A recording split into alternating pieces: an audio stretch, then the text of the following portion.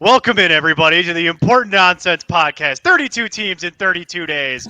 Uh, Today is July the 19th, and with me, as always, Mike Manning, PFF superstar, Important Nonsense contributor, author of the running back, of the wide receiver cornerback matchup table, and all around great guy.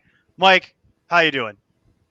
I mean, we actually get to talk about a quarterback position of that'll actually matter. So that's a good start to the podcast. It's only taken 3 days. And back again, important nonsense contributor and no longer empty chair, Mike Burland. Mike, how you doing? Good, good. Yeah, excited to talk about an exciting fantasy team, exciting, just real football team. So, getting to the Ravens, super excited about it.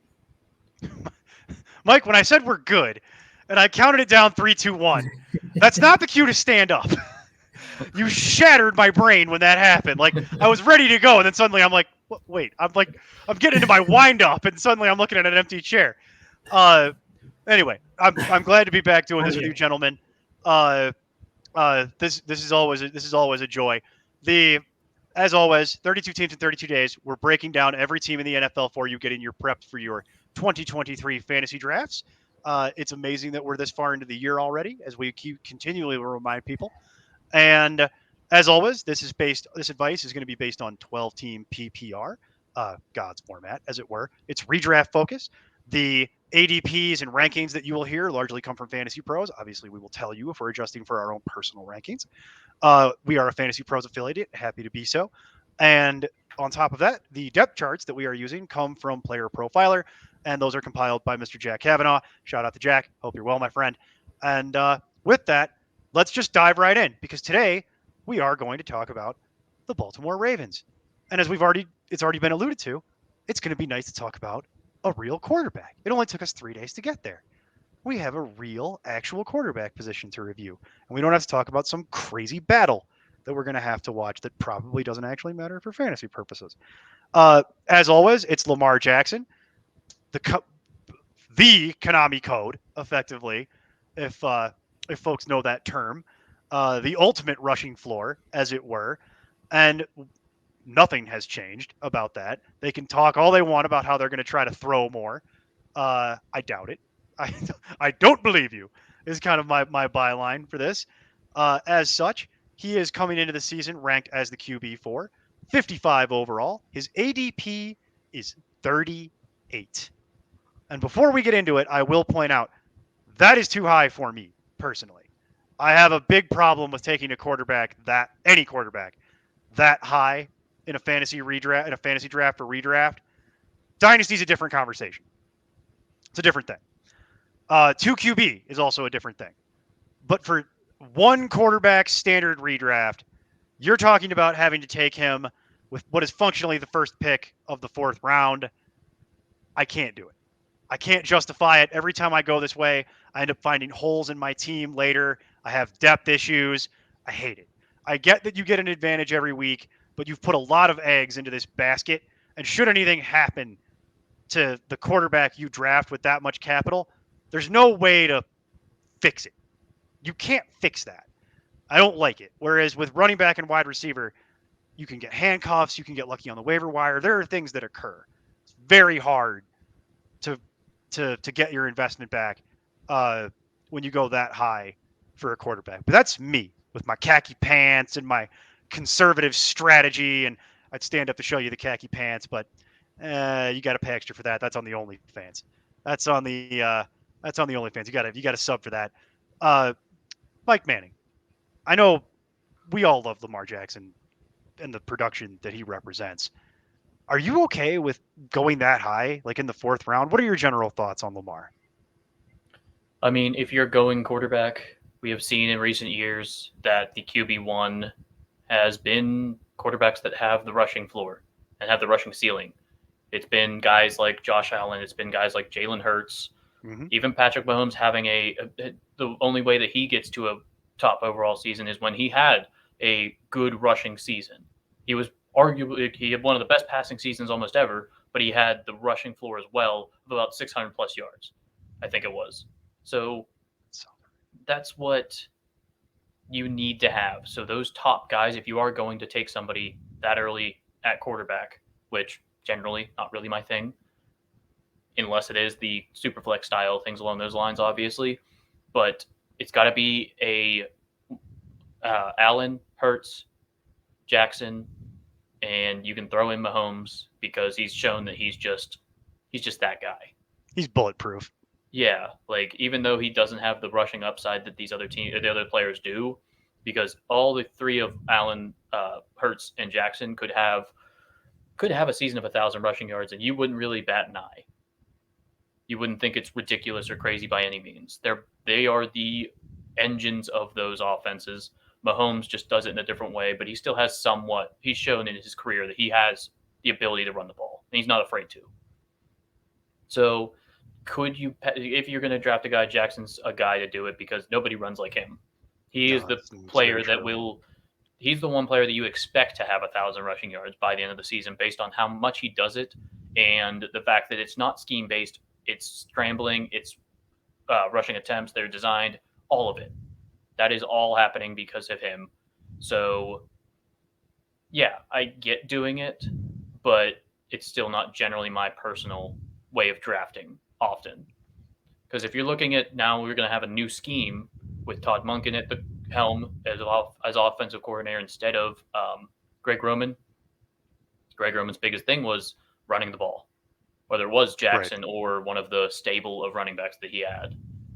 Well, if we're going to pass the ball more now because we have the wide receiver group that is the best he's ever had, and Andrews is obviously still there. The big thing will be, all right, so his MVP season is his only time he had over 400 pass attempts. We showed what he can do whenever he has that many pass attempts. Still didn't hit that many, he's only 3,100 yards.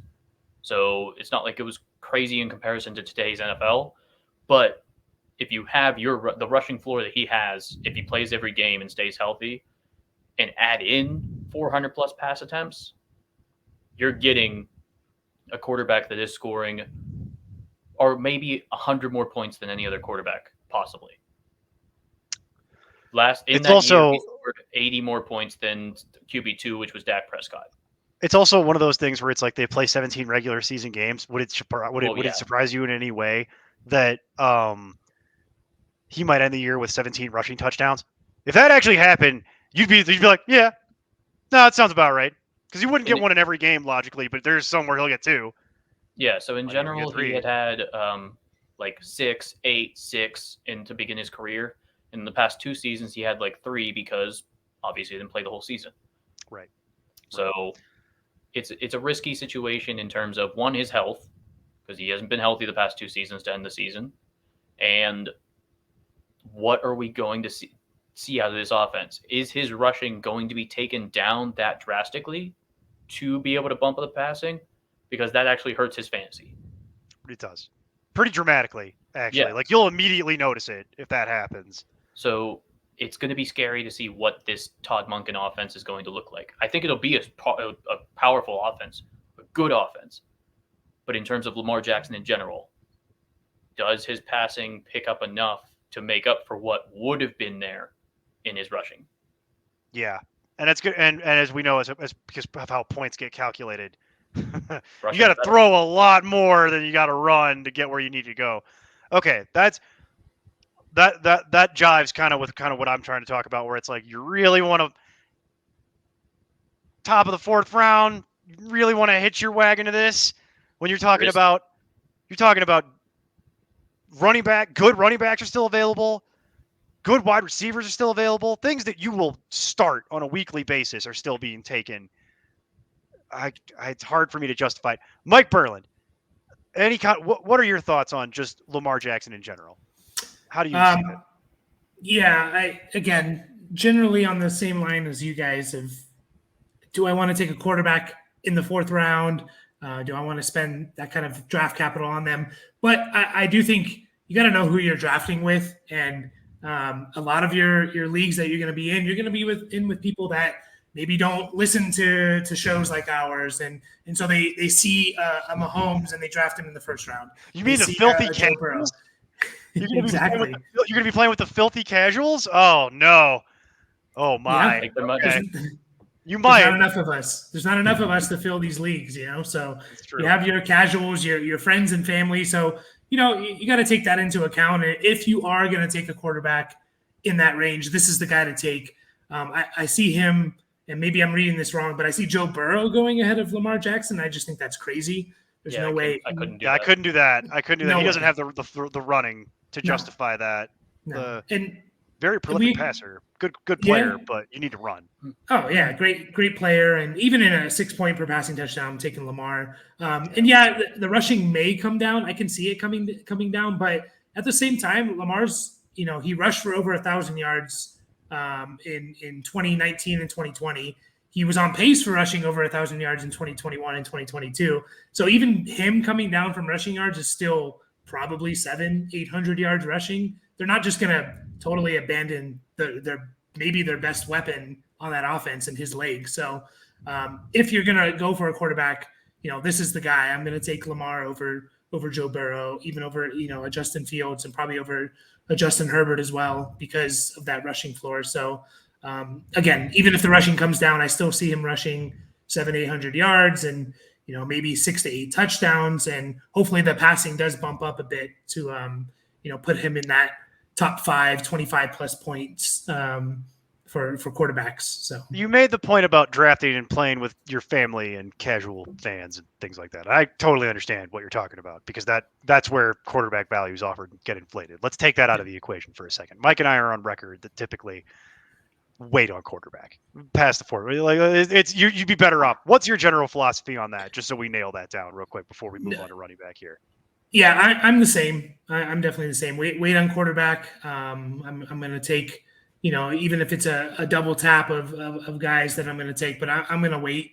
But last year was kind of one of those years where if you didn't have one of the top guys, you were really struggling because, there was a big gap between the Mahomeses and the Hurts of the world versus, bigger gap than normal last year. So if that starts to become a little bit of a trend, you got to take that into account. But, it's only 1 year that we've seen that. So I'm definitely I will concede that to you that last year was that way, but the decade prior tells me that typically the right strategy is wait, double tap it like you're talking about. And those 4 are the only guys that you're even thinking right of, like within the top 6 rounds, I'd say. It's a defined tier. Yeah, that is the tier that it's similar to the tight end. That's the tier where it's like you get either one of those or you just let it go until you get to the end. Yeah. Yeah, I agree. It's those 4 guys. It would have to be. They're the only ones that even remotely qualify. The only other thing to note here on quarterback is Tyler Huntley is still there, still the backup. Not worth drafting, but worth knowing. Because if Lamar doesn't stay healthy again, we have seen Tyler Huntley come in and be a very poor man's Lamar Jackson. That's why he still has that job. Like is there some? I know we always say like Wish version of somebody. Is there something below Wish? Is there a Dollar lower, Tree? Maybe. Like I'm going to go with Dollar Tree. What's lower than Dollar Tree? Who knows?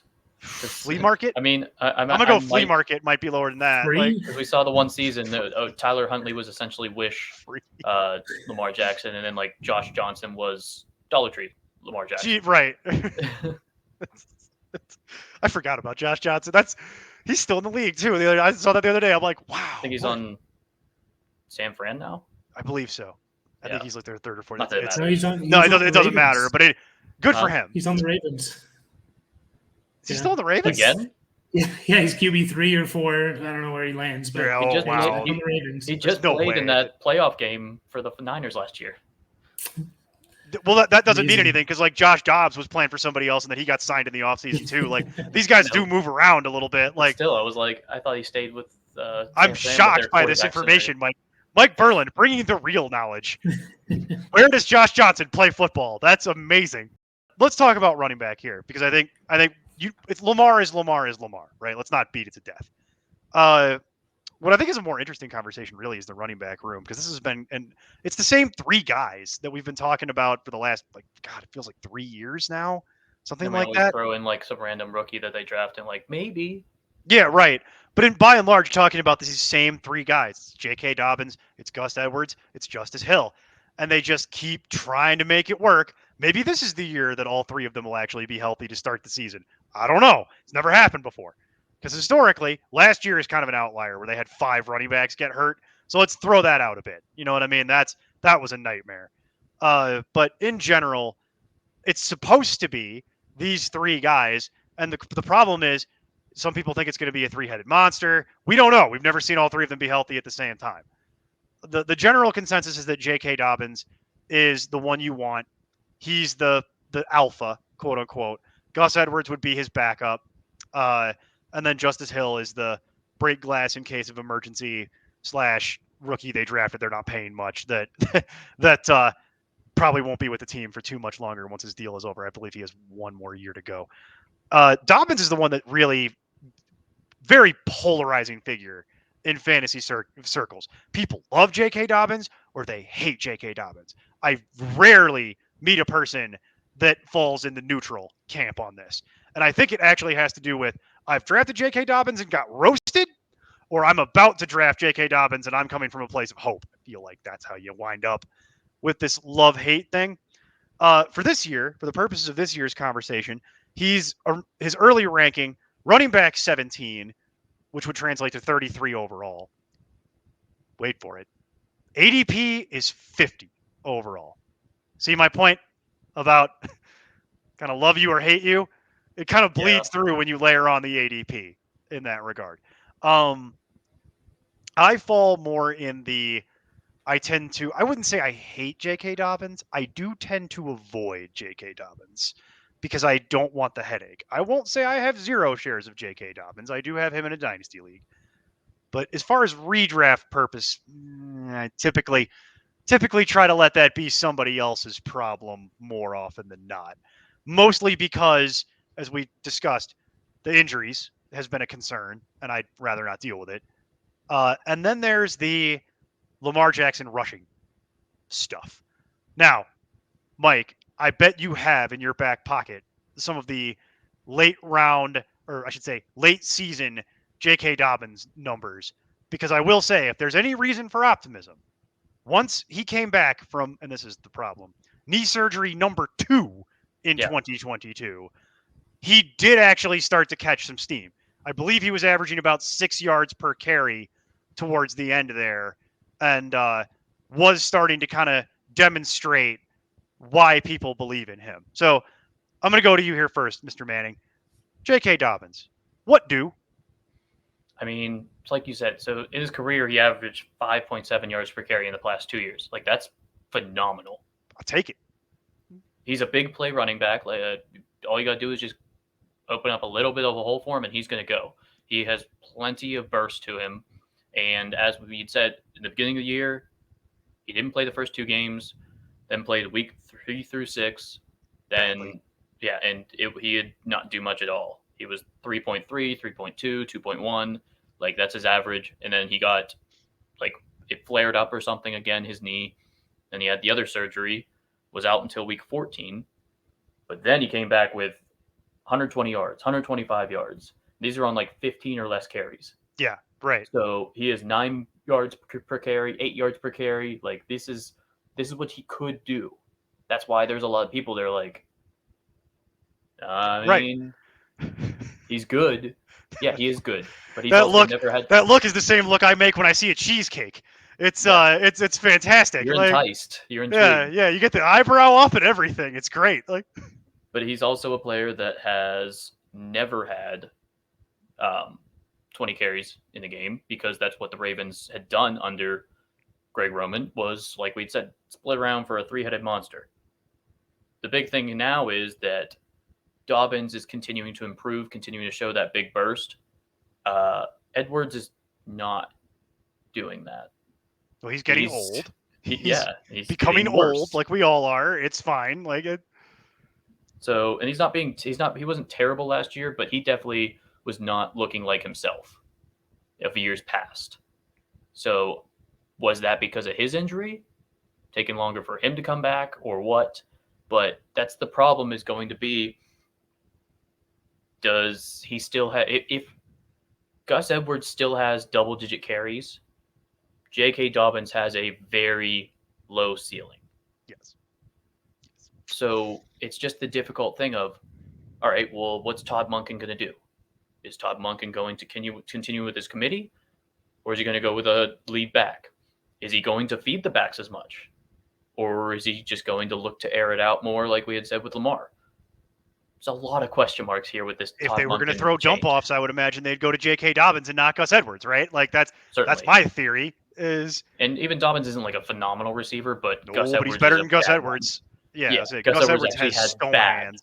Yeah, he has stone hands in the most literal sense of that. Like it's really bad.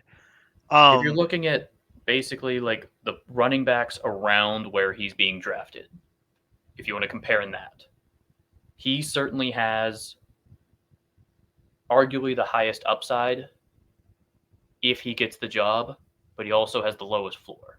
Yes. Because he's going around guys like Miles Sanders, guaranteed number one back in Carolina, probably going to get the ball a lot because of just having a rookie quarterback and the head coach, Frank Reich, being the way he is. Yep.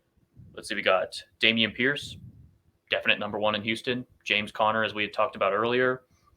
Even Cam Akers, he was the definite lead back in Los Angeles at the end of the season. Right. So all of these guys around him may not be on as good of offenses, may not be as explosive. May not even be as good of players.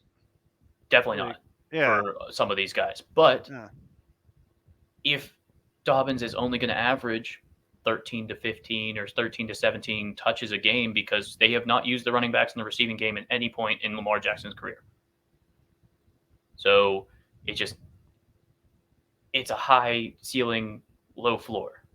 It's the only reason why I brought up the dump offs is because they've never done that before, but now they have a new OC. So I don't know. Like, are they going to try that now? I don't know. Like, are they going to? No one does. I think when Todd Monken was over in Tampa Bay, they had 1 year where Chris Sims or somebody along those lines, a West Virginia running back, had like 80 targets.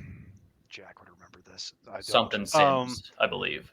The one that you mentioned that I think is interesting is James Conner, because this is when I do mocks. This is where I frequently wind up.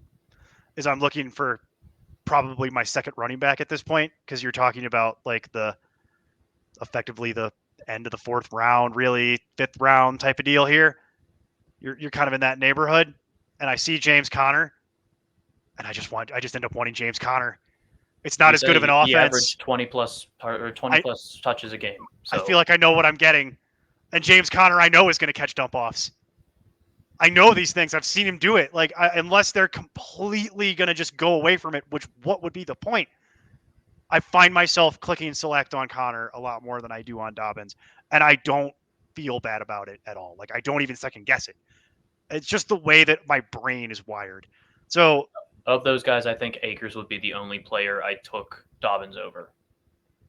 Yeah. I mean, Pierce, Sanders, Conner, Dobbins, Akers. I think Akers is the only one the one that's at the bottom for me. Yeah. I might be willing to take Dobbins over Sanders, but that's because I really don't like Miles Sanders. But I get the volume argument to Miles Sanders for this season. Like that this was a team sense. The Carolina was a team that could run the ball last year. Right. So decent O-line. Like and they also want to. They want to run the ball. Like that's a thing they're trying to do. Mike B. J.K. Dobbins. To float your boat? Where do you weigh in here? Yeah, every day that passes, I'm getting more excited about J.K. Dobbins. I was really okay. Yeah, because and you guys mentioned Miles Sanders, and I kind of think of, can J.K. Dobbins have that Miles Sanders, what he did in 2022 type of season? Miles Sanders was always a guy that had a high yard per attempt average, in the 5s and the high 4s. J.K. Dobbins has been like that.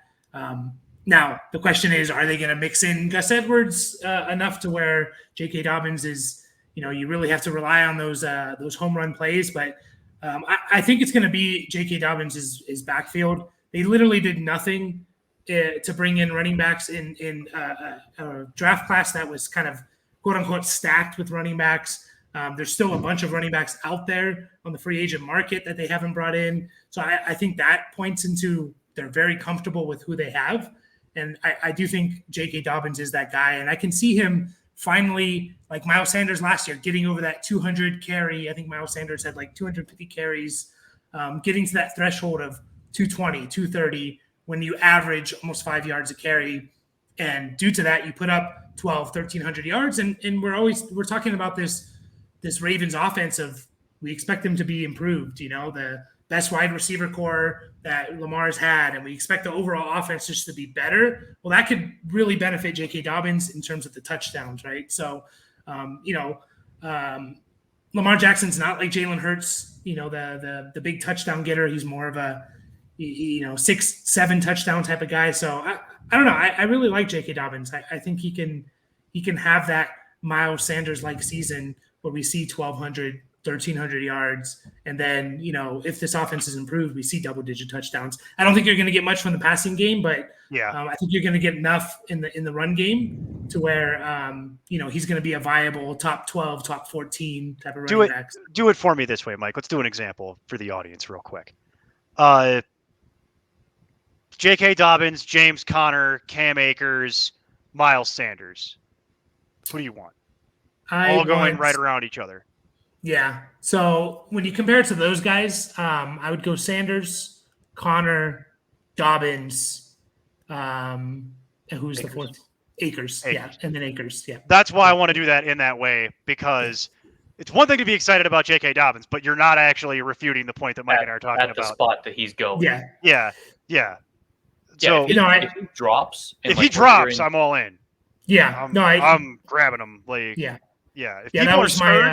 If you play in a league where people are scared and they're risk averse and they don't want to deal with it, I'll take it because real quick, we've mentioned Gus Edwards 100 times. I should bring this up.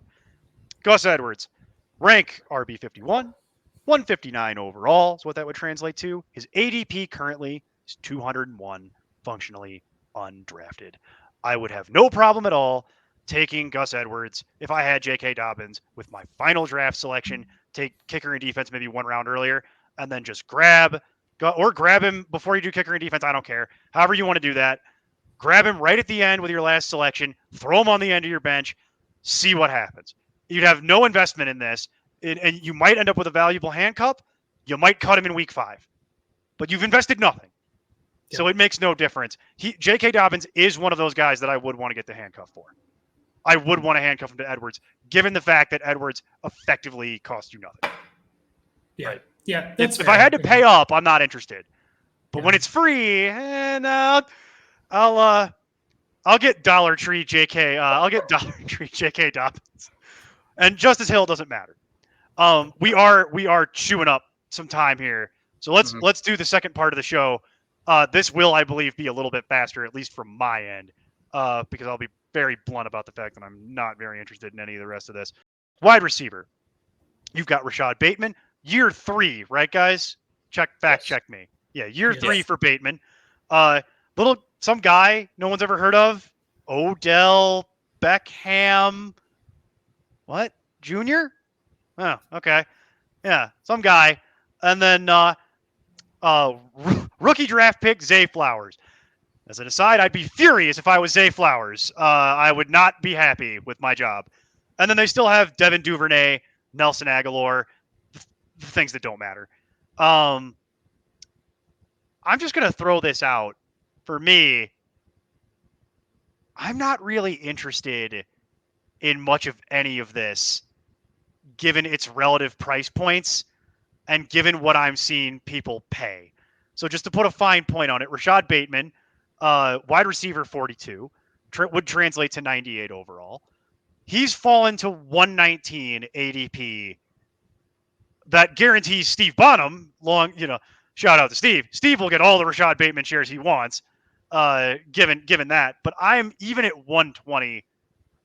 I'm kind of not interested.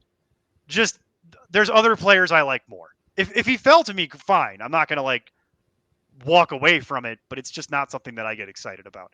And then Odell Beckham Jr., all joking aside, wide receiver 59, 146 in terms of rank overall. Here's the funny part. 122 in ADP. So 119, 122. They're going right next to each other. And you got to believe that that's because it's Odell Beckham Jr. And there's always that crew of people that love OBJ, overdraft him, will always overdraft him for as long as he's in the league. And for me, and then I guess we'll do Zay Flowers. Wide receiver 52 would translate to 125 in terms of rank. ADP is 131. So even he's only going about a round lower. I'm not even going to lie to you guys. None of that floats my boat. None of it. I'll take it if it falls. You know what I mean? If it's there and it's at an extreme value, fine with it. But I couldn't tell you which one of these guys is going to succeed. And I think because of the guy we're going to talk about to round out the show here in a second, there's no way, I don't care what type of revamped offense they're trying to talk about running, there's no universe where all three of those guys could succeed, even at their ADPs as they exist now. Am I insane? Am I an insane person? I mean, I am an insane person, but am I insane about this? And it might be. Have I lost my mind? No, I'd say I'm more excited about these receivers for Lamar Jackson than I am about these receivers individual for fantasy football. I think it bodes well for Lamar, like we mentioned, the best receiving core he's had. But yeah, I'm not too excited. We don't know who it's going to be. Is it Bateman? Is it Beckham? Is it Flowers? I'm fine with throwing a dart at one of them if they fall a round or two past kind of where they're going now and just saying, we expect this Ravens offense to be better. I'm going to throw a dart at Bateman or Zay Flowers and see if it hits. If not, I cut him. But beyond that, not really. More excited about what it means for Lamar Jackson. Mike Manning, add some nuance. Like help us out here. We're talking about the 12th round. So I do get there is some of that trepidation. It's the 12th round. You really can't screw yourself in the 12th round. But even for me, I'm looking at that and I'm like, dude, by then I've probably already filled out most of my wide receivers. I'm looking at taking back-to-back tight ends or a backup quarterback by that point. I'm already set.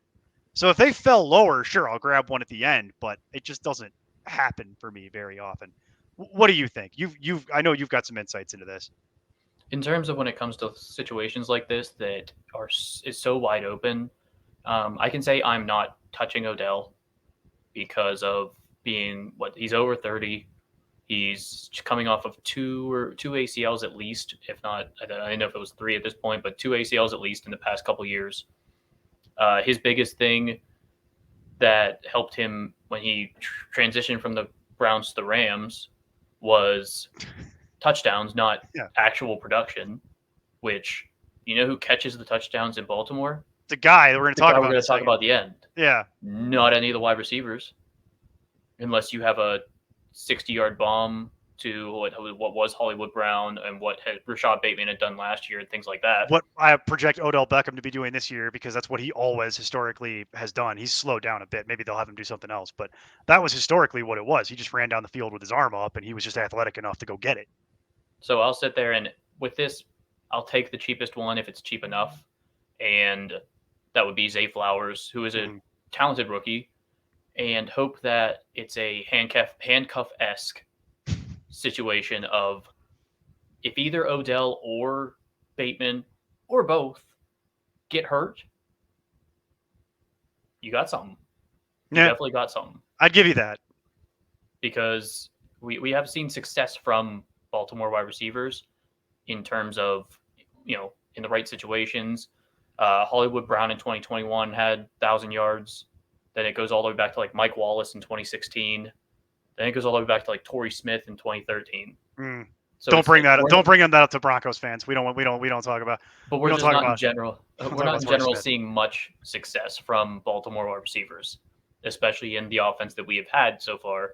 And in the Todd Monken offense, it actually benefits the tight ends more than it does the wide receivers generally, is what it did in Tampa Bay. The tight ends were frequently featured, even with the talent that they had a wide receiver. Yeah. In the red zone, they were throwing it to the tight end. And that's Cameron Brate, all that. Howard, guys all that stuff, Gronk for however long that was. I get it. Okay. We've danced around this enough. I think we've all kind of agreed on the idea that, to be honest, there's not a whole lot to be optimistic about with the actual wide receiver core. in Baltimore, and that's for a defined reason. Mark Andrews is still there, ladies and gentlemen. Tight end 2 translates to 18 overall in ADP, which I think is just wrong, but that's how Fantasy Pros calculates it. ADP is probably more correct. ADP of 34. So that would be the very end of the 3rd round. I agree with tight end 2. I agree he's almost in a tier by himself, is kind of how my rankings work. It's Kelsey in a tier. It's almost Andrew. It's functionally Andrews by himself in the next tier. That's what I have.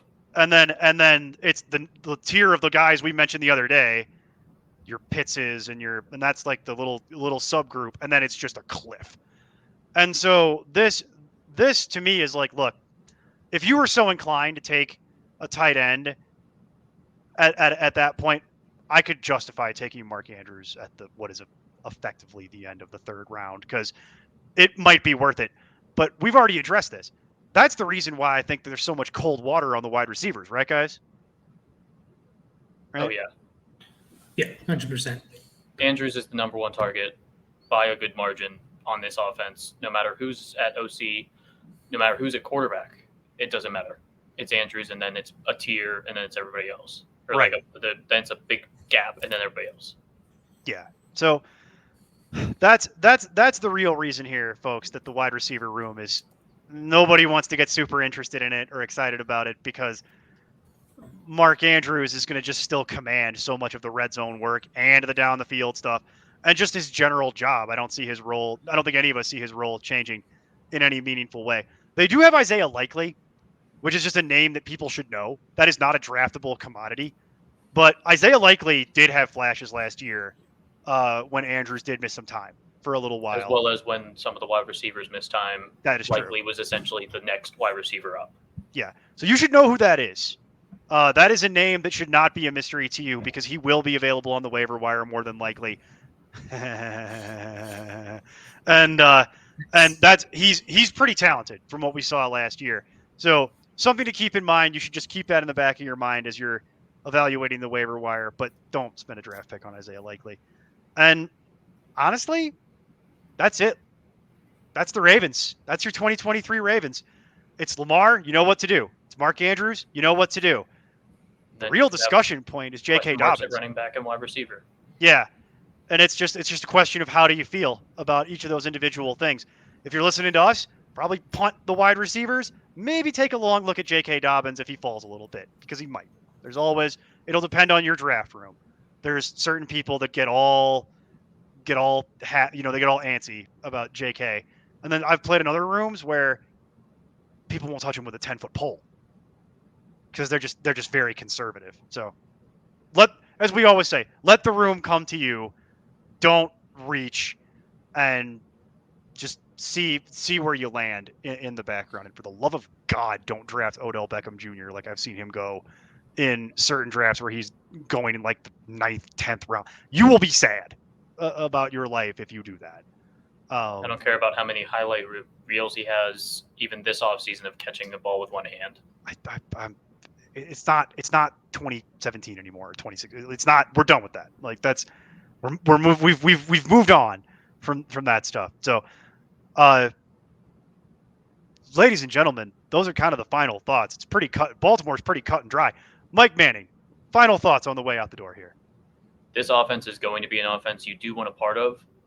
So I can't blame. It's either you take the top tier targets in Jackson and Andrews that you know is going to produce. It's just going to cost you, or you have to risk it for the biscuit with Dobbins or with one of the 3 wide receivers. I will say, of the risk it for the biscuits, I do like Dobbins the best. That's the best biscuit for me, but I do like risk it for the biscuit. Mike P., final thoughts on the Ravens here. Yeah, I agree. I want a piece of this offense somewhere. If it's you have to pay out for Lamar or Andrews, go for it if you truly believe, or if you want to wait a little bit, go for Dobbins or one of the receivers. That's fine too. But I think if you can, you should try and get a piece of this offense because I think it's going to be much improved and one of the better offenses in the league in 2023. Took 3 days, but we finally got to an optimistic take, ladies and gentlemen. We finally got there. To be honest with you, we might actually be able to double down on that because in the listening audience's world, tune in tomorrow as 32 teams in 32 days steamrolls on as we sit down to break down the Buffalo Bills. But until then, keep up the nonsense. I'm Tim Kitzrow from NBA Jam and NFL Blitz, and you can find all the guys at ImportantNonsense.com. Kaboom!